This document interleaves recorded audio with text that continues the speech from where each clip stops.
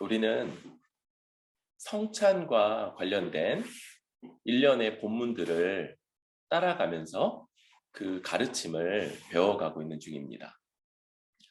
지난 시간에 우리의 성찬 예식이 다른 말로는 성만찬이라 불린다. 제가 만찬, 밤 시간에 성찬을 해본 적이 제 경험에 한 번밖에 없는 것 같아요. 그럼에도 불구하고 대부분은 주일 낮 예배 때, 그래서 오찬이나 중찬 이렇게 얘기하는 게 더 맞을 것 같은데, 그게 아닌 것은 이것이 원래 유월절 식사, 저녁에 드리는 유월절 식사에 기초하고 있기 때문이라고 그랬죠. 유월이라는 것 자체. 그래서 원래 죄인에게 임하여야 될 하나님의 진노와 저주와 심판과 죽음이 어린 양의 죽음으로 인해 넘어가고, 그 수없이 약 1200년간 수없이 죽어 먹혔던 그 많은 어린 양들은 그저 하나의 모형일 뿐이었고, 참된 어린 양, 참된 유월절 어린 양이신 우리 주 예수님의 십자가 죽음과 그 은혜로서 이제 우리가 영원히 유효한 그 유월절을 누리고 있다. 그래서 원래 우리에게도 사실 지난 한 주간의 삶만 가지고도 우리에게 임해야 마땅한 그 하나님의 심판과 저주와 하나님의 진노가 여전히 유효한 우리 주님의 십자가 죽음으로 인해 지금도 우리에게서 유월되고, 반대로 우리는 하나님 앞에 함께 모여서 식사하고 교제하면서 그 은혜와 복을 누리는 사람들이다라는 것, 이 너무나도 놀라운 1200년 전부터 준비되어 왔고, 그 1200년 후에 비로소 그 실체가 드러났으며 지금까지 교회 역사를 통해서 2000년간 지속되어 오고 있는 이 유월절의 은혜, 그 놀라운 은혜가 지금 우리에게도 미치고 있다는 것, 이것이 성찬을 통해서 기억되고 고백되고 누려지는 은혜다라는 것을 지난 시간에 나누었습니다. 이렇게 늘 은혜와 감사와 복과 이런 것만 얘기하면 좋겠는데요. 그런데 그렇지가 않은 걸 좀 안타깝게 생각합니다. 여러분, 고린도 교회는 바울이 17절에서 칭찬하지 아니하나니, 또 22절에 내가 너희를 칭찬하랴 이것으로 칭찬하지 않노라. 지금 칭찬하지 않는다, 그러니까 잘한 게 아니고 중립적이다가 아니고, 사실 이런 표현으로 완곡어법이죠. 나는 너희들을 책망한다. 나중에 그런 내용이 나오죠. 너희가 지금 하나님께 징계를 받고 있는 거다.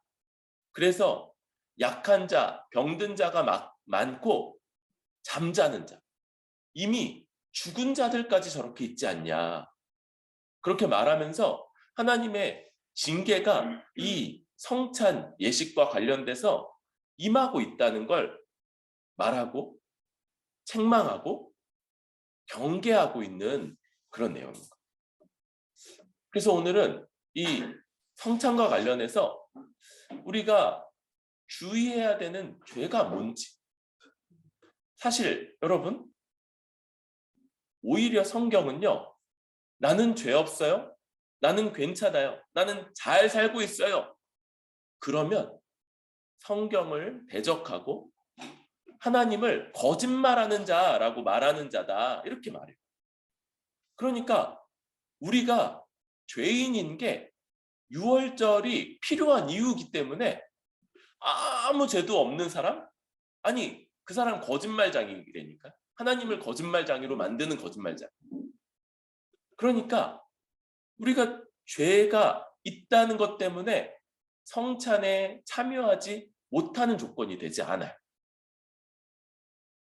그러면 여기서 말하는 어떤 죄가 자신을 살펴야 되고 그런 죄가 있음에도 성찬에 참여하는 게 오히려 그 복과 은혜를 누리는 길이 아니라 하나님의 징계를 받아 오히려 몸이 약해지거나 병들거나 심지어 죽기까지 하는 그런 심각한 죄가 되는지를 오늘 말씀을 통해서 우리가 살펴봐야 되겠죠. 17절에 나는 너희를 칭찬하지 않는다. 너희 모임이 유익이 못되고 해롭다. 여기 이제 모임 얘기하는데요. 지금 이 모임은 성만찬을 포함하는 공예배라고 할 수 있습니다. 고린도 교회가 함께 모여서 예배를 드리고요. 그리고 성만찬의 의미를 가진 공동 식사를 진행을 했어요. 우리는 이게 분리되어 있죠. 그래서 공동의 식사 따로 그리고 성찬 예식이 따로. 그런데 초기에는 이 두 가지가 분리되지 않고 공동의 식사이면서 그게 성만찬의 의미를 가졌고 그걸 모일 때마다 거행을 했던 것 같아요. 모일 때마다. 그런데 어떤 문제냐? 그게 18절에 드러나요. 너희 중에 분쟁이 있다 함을 들었대요, 바울이. 고린도 교회 안에 분열, 분파, 반목의 문제, 파가 갈리고 그 안에서 갈등하는 문제가 벌어졌다는 거예요. 여러분, 이 지점을 우리가 잘 생각해야 됩니다. 19절이 이것에 연결되는 말이긴 한데요. 19절은 사실은 전체 문맥에서는 약간 예외적인 말이에요. 19절은 이런 말입니다. 너희 중에 파당이 있어야 너희 중에 옳다 인정함을 받는 자들이 나타나게 되리라. 그러니까 지금 마치 이렇게 고린도 교회 안에 예배와 성만찬 자체까지도 무익하게 만들고 오히려 해롭게 만드는, 놀랍죠? 예배와 성만찬을 그게 유익하지 않은 걸 넘어서 아예 해로워요. 아예 예배 안 드리면 더 나은 거예요? 아니, 그렇게 여겨질 만큼이나 해로운 문제가 지금 18절에 말하는 저 파벌이고 분열이고 갈등의 문제인데 19절은 그럼 그게 있어야 옳다 인정함을 받는 자리 나타난다는 저 말이 뭐냐? 여러분, 저에게는요, 전체 흐름에서는 벗어나는 말이라고 그랬어요. 이게 뭐냐면, 그런데 그런 문제가 벌어져요. 이건 문제예요. 아주 심각한 문제예요. 18절. 그런데 하나님이 마지막 때가 되면 심지어 신자들 안에서도 저런 문제들이 벌어질 거다라고 말씀하셨어요. 그러니까 한편으로는 이것은 교회가 어떻게든 피하고 맞서 싸워야 되는 문제이면서 동시에 불행하게도 마지막 때 교회에 벌어질 일들인 것. 마태복음 24장에 제가 한 절을 읽겠습니다. 그때 사람들이 너희를 환난에 넘겨주겠으며 너희를 죽이리니 너희가 내 이름을 위하여 모든 민족에게 미움을 받으리라. 그때 많은 사람들이 시험에 빠져 서로 잡아주고 서로 미워하겠으며 거짓 선지자가 많이 일어나 많은 사람을 미혹하게 하겠으며 불법이 성함으로 많은 사람의 사랑이 식어지리라. 그러나 끝까지 견디는 자는 구원을 얻으리라. 마지막 때에 이게 교회 안에 한 지역 교회 안에서 어떻게든 피해야 되는 문제임과 동시에 이곳 저곳에서 벌어지게 될 거다. 어떤 이유로? 거짓 선지자들, 비진리를 가르치고 진리를 듣지 않는 사람들, 진리의 말씀으로 그 마음에 유순하게 하고 진리의 말씀을 받아들이고 따르지 않는 사람들, 그런 사람들로 인해서 서로를 미워하고 서로를 잡아주고 그러면서 사랑이 식어지게 되는 이런 모습들이 나타날 거다. 지금 그런 모습들이 고린도 교회 안에 있는 것을 통해서 이 뭐예요? 이런 갈등 속에서 그런 가운데도 이런 갈등이 있는 가운데 옳다 인정함을 받는 사람들이 그 가운데 나타난다. 그래서 이런 분파가 벌어지고요. 많은 사람들이 서로 미워하고 갈등하는데 그 가운데서도 이런 일들을 통해서도 하나님의 구원 역사, 예수님이 이미 예언하신 거죠. 그런 일들이 이루어지고 있고 또 여전히 그 가운데 어떤 사람들이 있어요? 끝까지 견디는 자들이 그 가운데 나타난다. 하지만 계속 얘기하는 것처럼 이 19절은 이 전체 문맥에서는 벗어나 있는 거예요. 그러니까 그런 일들이 있음에도 불구하고 하나님이 끝까지 견디는 자를 남기시고 그래서 옳다 인정함 받는 자들도 나타날 거다. 근데 그렇다고 이게 그것 자체가 좋은 일이 아닌 거예요. 그래서 이제 본격적으로 그 이야기로 들어가요. 20절 그런즉 너희가 함께 모여서 주의 만찬을 먹을 수 없으니 함께 모여서 만찬을 먹지 못하는 거예요. 어떻게 이런 일이 벌어졌냐? 먹을 때 각각 자기 만찬을 먼저 갖다 먹으므로 어떤 사람은 시장하고 어떤 사람은 취합니다. 이 공동 식사를 어떻게 했냐면요. 사람들이 각각 자기가 먹을 것과 마실 포도주 이런 것들을 가지고 왔어요.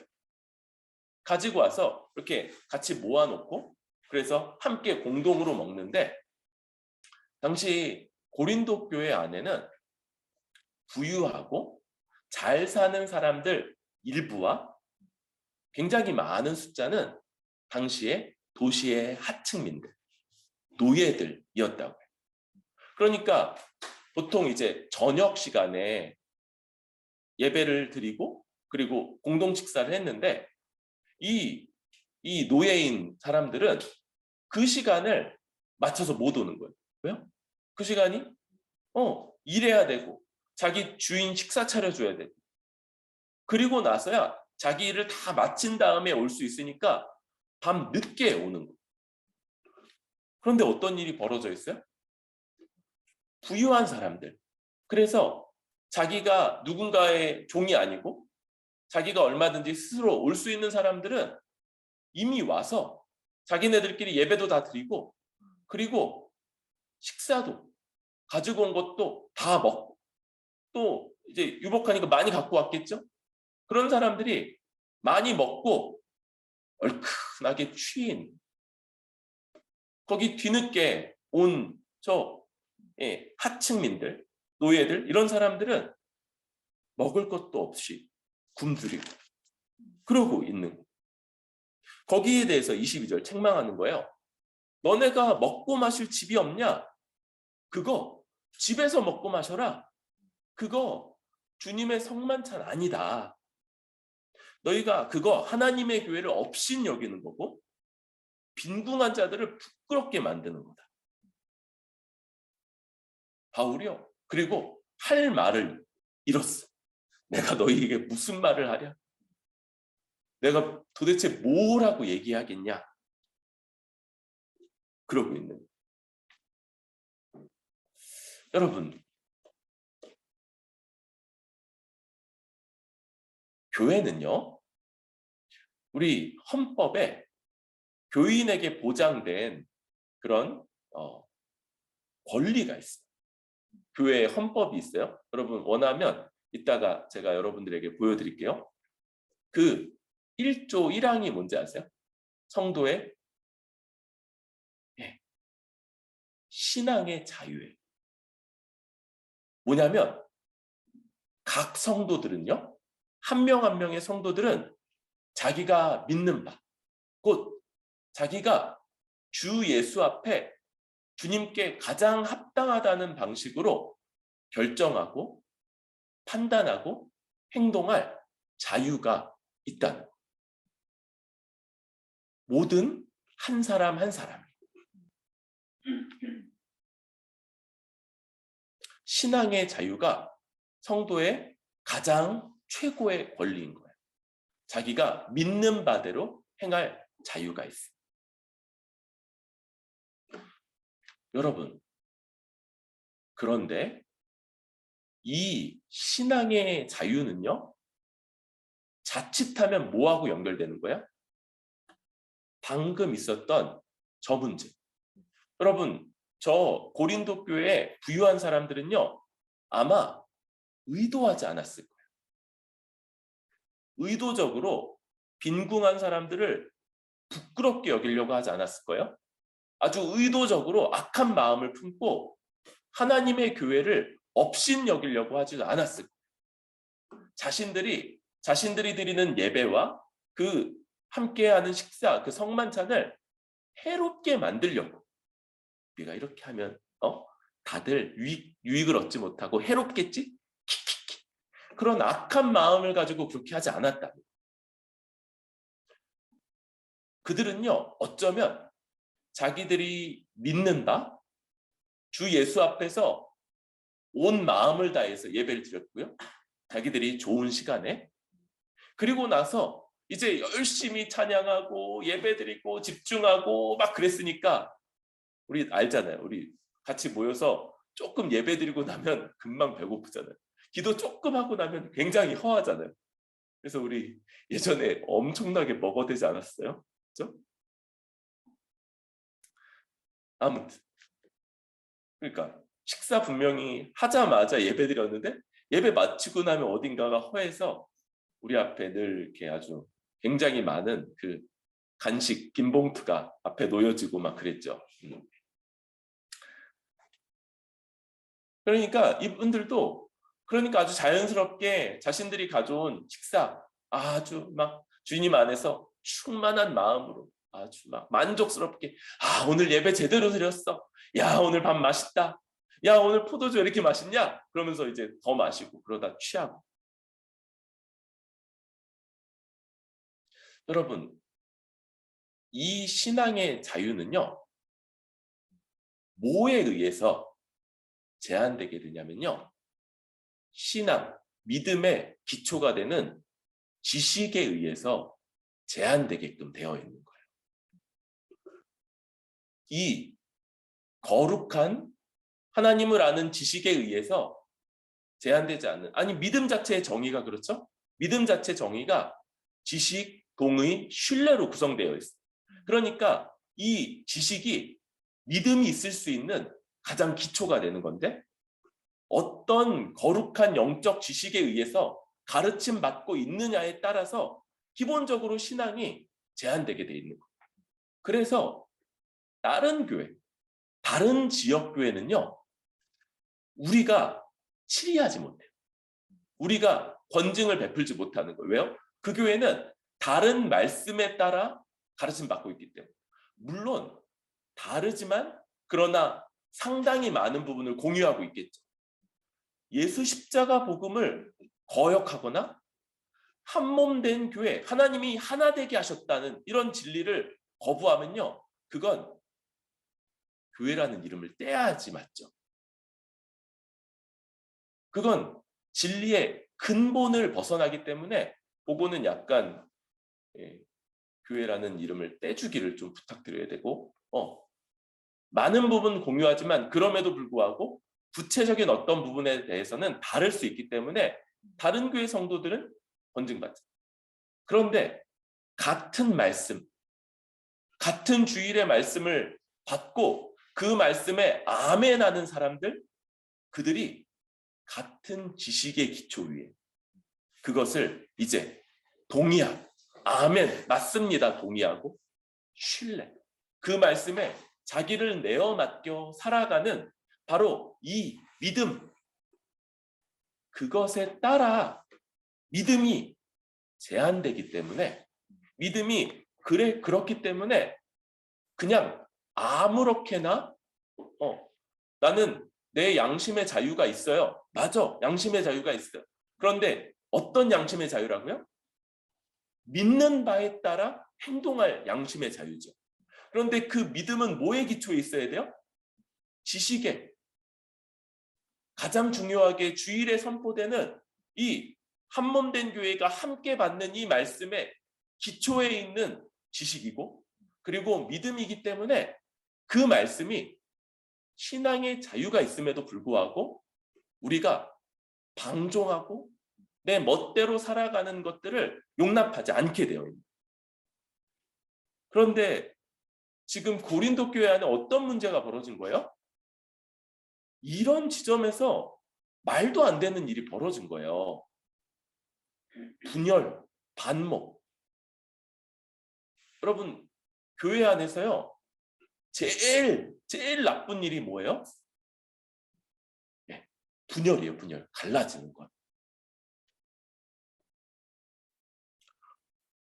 왜 이런 일들이 생긴다고요? 같은 지식에 기초하지 않는 믿음을 주장할 때 벌어지는 거예요. 그래서 모든 보편교회는요, 예수 십자가 복음과 그로 말미암아 생겨나게 된 교회에 대한 가르침을 받는 게 중요해요. 그렇겠죠? 이게 모든 우주적 교회, 한국 교회만 아니고 한국에 있는 여러 교회들만이 아니고 여러 교파들만이 아니고 오고 오는 모든 교회가 공유하는 그런 지식인 거니까. 그리고 그게 세례의 조건이기도 하죠. 그래서 세례는 심지어 영세까지도, 천주교에서 받는 영세까지도 우리가 부정하진 않죠. 천주교에서 영세 받은 사람도 오면 그걸 부정하진 않아요. 단 뭔 점검해요? 그가 지식이 그대로 있는지, 세례받을 만한 지식이 있는지를 점검을 하는 거예요. 그런데 그것 가지고만 충분하지 않은, 더 나아가서 함께 한 지역교회를 이루는 사람들을 이제 하나님이 함께 살아가도록 부르신 한 몸이기 때문에 그들은 그거보다 더 진전된 말씀, 그 기초하에서 한 주간 우리들이 모두 함께 주목하고 집중하고 어떻게 살아가야 될지를 함께 공유하는 사람들. 그리고 그렇게 공유하는 사람들이 예배 마치고 함께 그 말씀을 받았다. 그리고 그 말씀을 따라 살겠노라고 아멘하며 자기 자신을 내어드렸다는 의미에서 우리가 서로를 확인하면서 강복 선언을 받고 서로를 확인하면서 성찬에도 참여하게 됩니다. 여러분, 아주 조심해야 됩니다. 이런 신앙의 자유가 없지 않다고 그랬어요. 신앙의 자유가 고백되어야 되고 지켜져야만 합니다.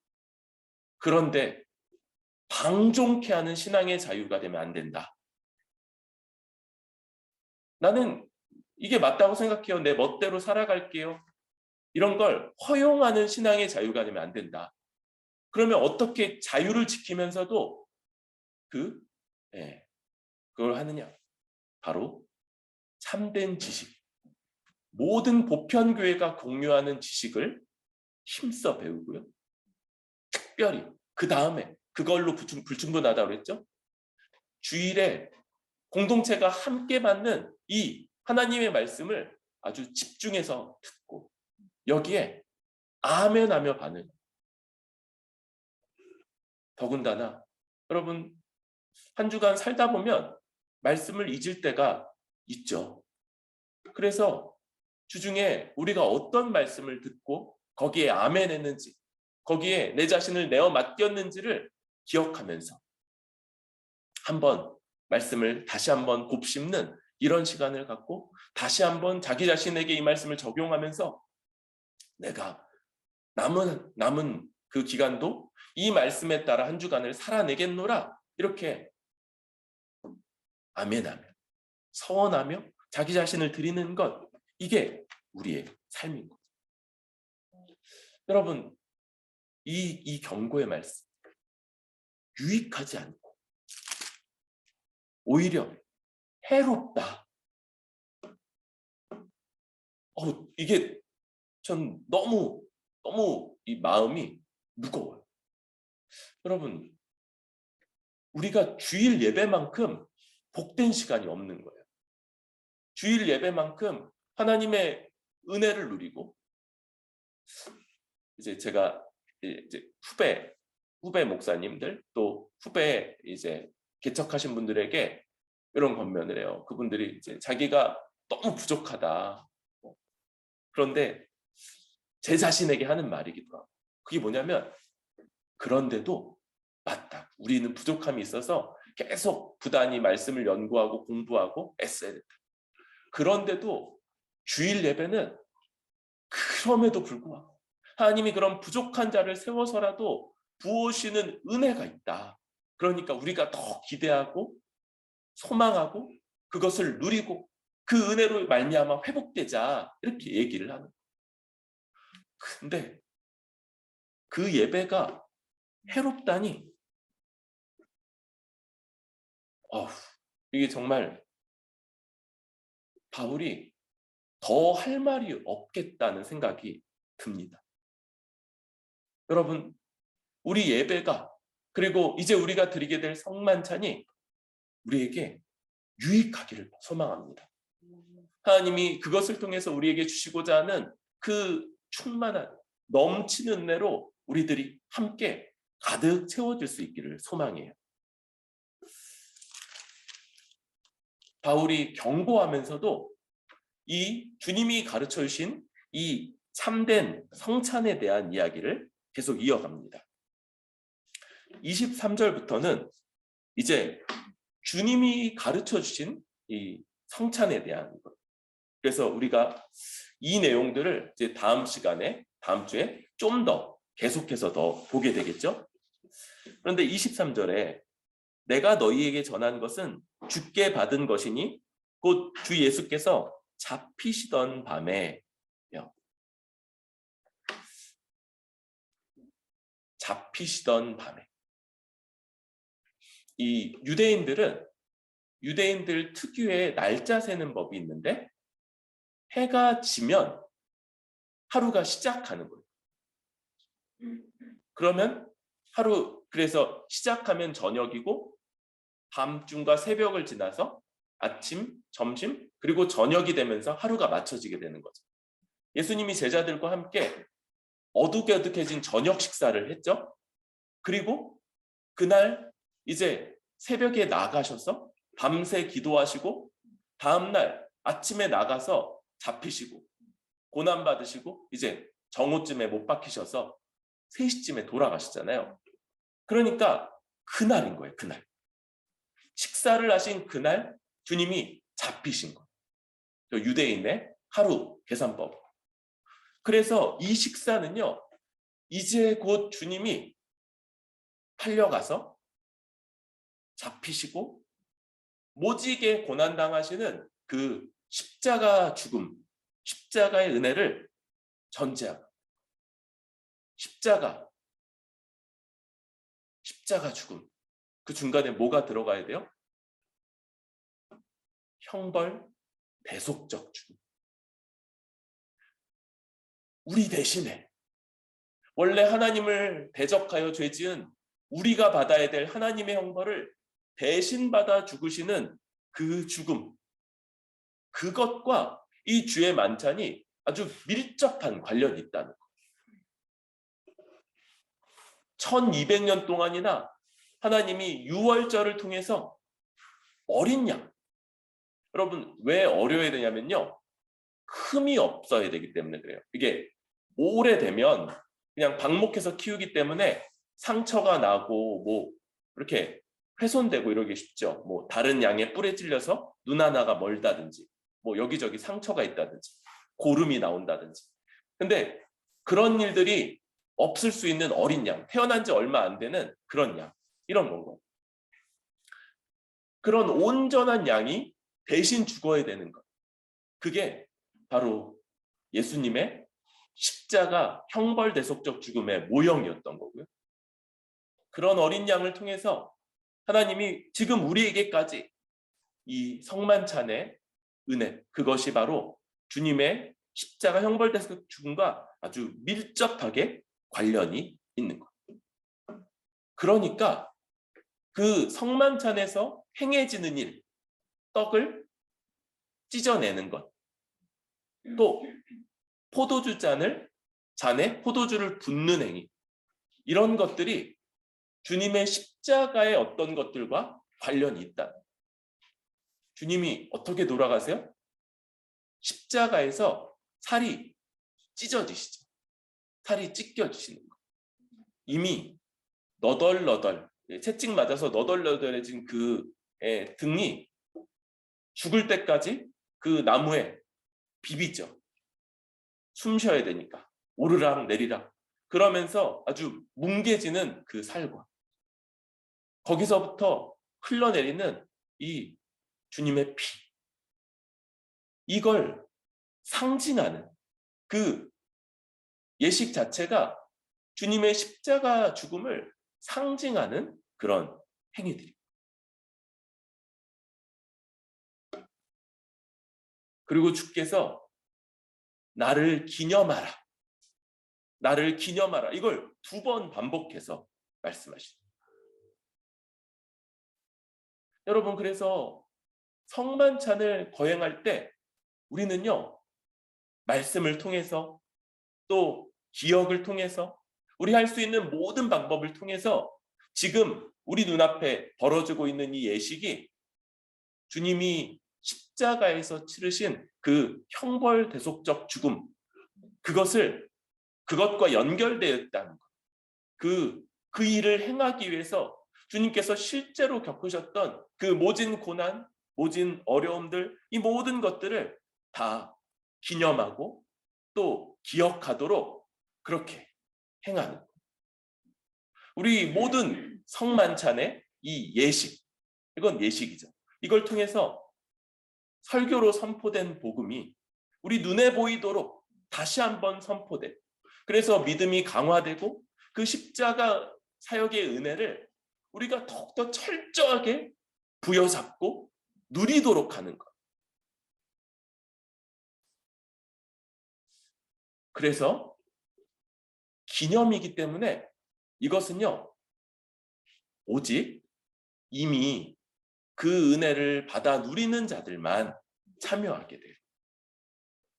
예수님의 십자가 죽음, 곧 살이 찢기고 피가 흘려지는 그 죽음의 혜택을 받은 성도들만 그 잔에 마시고 그 떡을 먹을 수 있는 것. 이 성찬에 참여하면서 성도들은 어떻게 주님을 기념하게 됩니까? 바로 자신이 예수 그리스도의 십자가 형벌대속적 죽음과 그 은혜로 구원받았다는 이 복음을 다시 기억하고 삼위 하나님께 이 일을 이루시고 또 우리에게 적용해 주시는 삼위 하나님께 영광을 돌리게 됩니다. 2번째로 성찬에 참여해서 먹고 마시죠. 그런 사람이 바로 십자가에서 우리 대신에 못 박혀 죽어주시는 그 주님을 먹고 마시는 거다. 그래서 생명이 시작되고 생명이 유지되고 그로 인해서 배부르며 풍성한 삶을 살고 있다는 것을 확인하고 믿음으로 그 은혜를 더욱더 누리게 돼요. 특별히 이것을 상징하는 게 아니라고 그랬죠? 상징하는 것만이 아니라고 그랬죠? 영적 임재, 이건 하나님이 영적으로 우리에게 부어주시는 실제입니다. 그래서 믿음으로 이 떡을 먹고 잔을 마실 때 실제로 그리스도를 먹고 마시는 은혜가 우리에게 다 베풀어주고 누려지는, 이게 성찬에서 주어지는 은혜인 거예요. 더군다나 여러분, 말씀이 이것을 새 언약과 연결시키죠. 새 언약, 옛 언약. 여러분, 옛 언약을 통해서 뭐가 증명됐어요?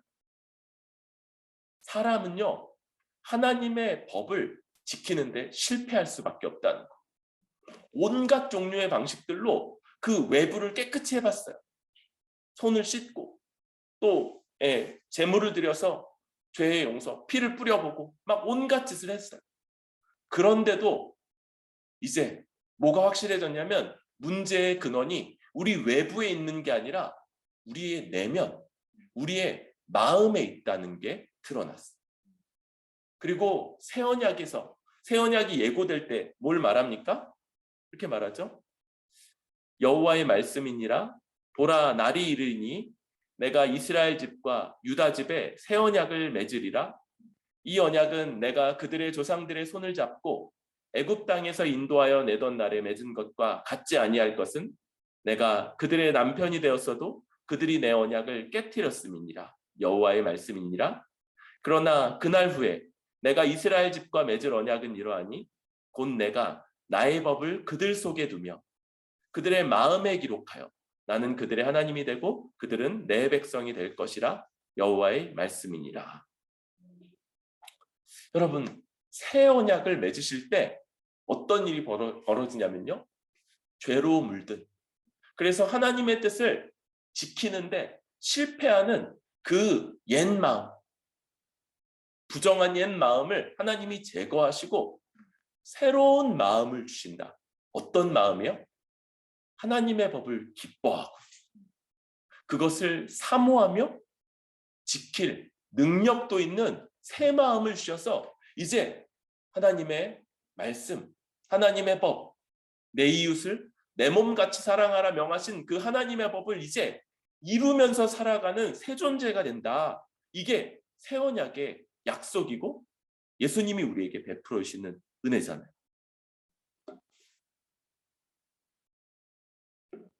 스스로 절대 하나님의 법을 지켜 하나님의 의를 이룰 수 없던 자들이 이제 예수님의 죽음의 유익을 누리는 자들은 새 언약 하에서, 새 언약이 체결되어서 그 죽음을 믿는 자가 예수님의 살과 피를 먹고 마시며 새 언약의 은혜 속에서 하나님의 법을 성취하며 살아가는 사람들이 된다. 이렇게 말하고 있는 것. 여러분, 얼마나 놀랍습니까? 우리 같은 자가 정말 다른 사람을 내 몸처럼 사랑하며 살아가는 것, 이게 하나님의 우리를 향한 지극히 중대한 명령인 것을 알고, 알 뿐만 아니라 그게 얼마나 선하고 복되고 아름다운지를 깨닫고, 그리고 그렇게까지만 하고 멈추면 우리도 저주일 텐데 그게 아니고 이제 그렇게 행할 능력도 허락하시고, 그래서 다른 지체를 내 몸같이 사랑하며 살아가라는 이 하나님의 말씀을 성취하며 살아갈 수 있는 존재가 되는 것, 이게 바로 새 언약의 은혜고, 이것이 예수님이 십자가에서 죽으시며 성만찬을 제정하신 것이고, 우리가 그 은혜를 얼마든지 누리며 살아가는 자유, 또 주기적으로 행해지는 이 성찬을 통해서 다시 한번 회복하며 더 힘있게 살아가는 그런 자들인 것이 바로 우리라는 걸 알게 됩니다. 여러분, 얼마나 이 은혜가 놀랍습니까? 주님의 십자가를 통해서 베푸르셔서 이제 성찬을 통해서 기억하고 기념하고, 그리고 하나님이 영적으로 부어주시기에 우리가 온전히 누려서 이제 하나님의 법을 기뻐할 뿐만 아니라 그것을 이루며 실제로 이루면서 살아가는 자들이 된다니요. 이런 은혜 어찌 사모하지 않을 수 있겠습니까? 어찌 그것을 기대하고 소망하지 않을 수 있겠습니까?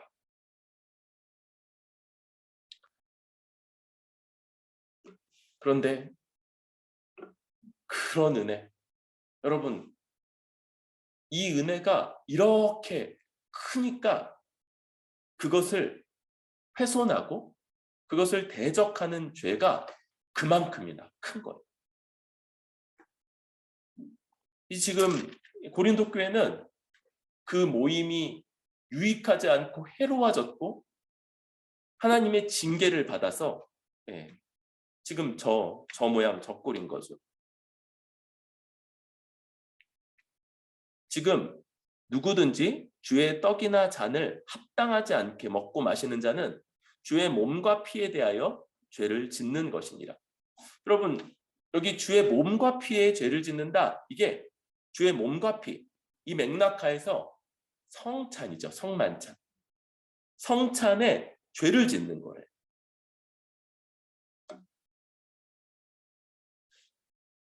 주의 성만찬, 그 주님이 제정하신 예식에 죄를 범하는 건데, 이게 뭐냐면 바로 그 성만찬이 가리키고 있는 것.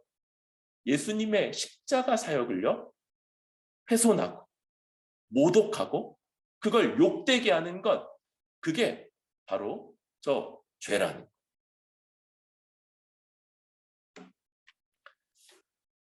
성찬을 합당하지 않게 행하는 것, 이게 죄의 만찬이 보여주는 바, 예수님의 십자가 사역을 모독하고 정면으로 대적하는 죄라니까 얼마나 큰지 이해가 되죠.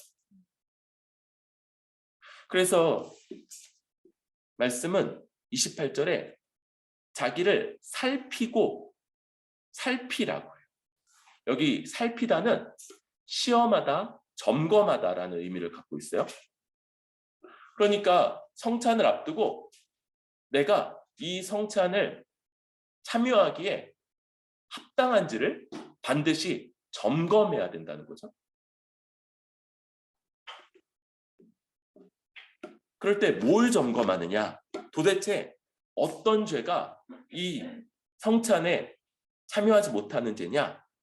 여기 29절에 주의 몸을 분별하지 못하고 먹고 마시는 자, 이렇게 나와 있어요. 여기 주의 몸이라고 할 때 주의 몸, 이거 뭐 가리킵니까?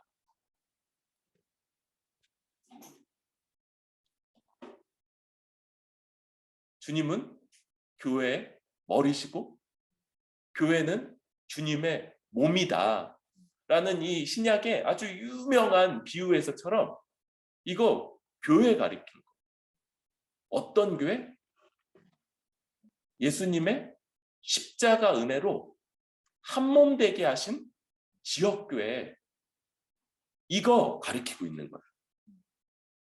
그러니까 주의 몸은 십자가 은혜의 결과로서 이제 탄생하게 된 분열과 반목을 극복하여 탄생한 한몸된 교회를 가리키고 있는 거예요. 예수님의 십자가 사역의 결과물이 뭔 거예요? 그냥 교회, 한몸된 교회. 이제 존재론적으로 하나 되게 된 교회고, 이제 지체들이 서로 다른 존재가 아니라 나와 한 몸을 이룬 자요. 성도가 이제 나의 한 가족이다. 이들이 바로 나의 가족이다. 이렇게 여기는 것. 그걸 확실히 알고 믿고 그것을 고백하는 것. 그게 바로 성만찬에 참여하는 것. 그런데 그러니까 어떤 죄가 그러겠어요? 분열하고 한몸됨을 부정하고 다른 지체들. 그래서 하나님의 뜻이 그거잖아요. 내 이웃을 내 몸같이 사랑하라는 것. 그런데 우리가 남을 내 몸처럼 사랑하는데 실패했죠. 그래서 하나님이 새 언약하에서 이루어진 게 뭐예요? 이제 같은 예수 십자가를 복음을 믿는 사람들이 한 지역 안에서 더 이상 남이 아니라 나와 함께 연합된 나이게 하신 것. 이게 하나님의 은혜잖아요. 이걸 부정하거나 무시하거나 거부하는 것. 예수님의 십자가 사역을 훼손하는 일이고 그 결과, 그래서 이제 나타난 한몸됨을 훼손하게 되는 것, 이게 절대로 자기 자신을 점검하여서 십자가에 참여하지 못하는, 성찬에 참여할 수 없게 되는 그런 죄인 거. 여러분 근데 다 알죠? 제일 어려운 게 뭐예요? 자기를 점검하는 거. 자기를 점검하는 거. 그래서 우리 뿌리 깊은 교회가 지금까지 4년 정도에 걸쳐서 이 점검의 기간을 가졌던 거예요. 그리고 이 정도의 과정을 거쳐서 세례 때 고백했던 내용들을 지켜간다. 뭐 특별한 게 아니라고 그랬어요. 뭐 대단한 거룩성이나 대단한 놀라운 뭐 위인전에 나올 만한 그런 일들을 행하는 게 아니고 세례 때 고백했던 것 그거 지켜가는구나. 그거에서 실수하면 실수했다, 잘못했다 인정하고 돌이킨다. 이런 것들을 우리가 보니까 이제 우리가 그런 것들을 지켜가는 사람들로서 성찬에 참여해야 돼요. 여러분 얼마나 감사해요.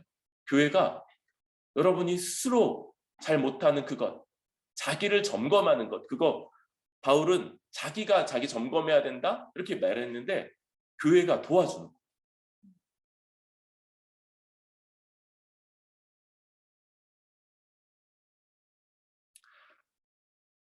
그래서 성찬에는요 아무나 참여할 수 없어요.